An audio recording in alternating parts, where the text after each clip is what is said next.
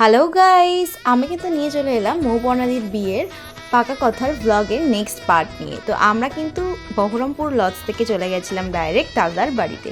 তো দাদার বাড়িতে কিন্তু অনেক নিয়ম অনুষ্ঠান ছিল। প্রথমেই কিন্তু আমরা গিয়ে এখানে সবাই মিলে গল্প করছিলাম। দেন কিন্তু দাদার পাকা কথার অ্যান্ড মৌপর্ণাদির পাকা কথার জন্য কিন্তু যে পাটিপত্রটা তৈরি হয়েছিল সেখানে কিন্তু ঠাকুরমশাই হলুদ আর সিঁদুর দিয়ে এখানে কিন্তু শুভ কাজ শুরু করলে এবং মৌপর্ণাদি দাদুর থেকে শুরু করে সবাই কিন্তু বড় দাদাকে আশীর্বাদ করেছে এবং কিছু কিছু নিয়ম অনুষ্ঠান ছিল, সেগুলো আমি তোমাদের সাথে শেয়ার করলাম। তোমরা দেখো, আশা করি তোমাদের ভালো লাগবে।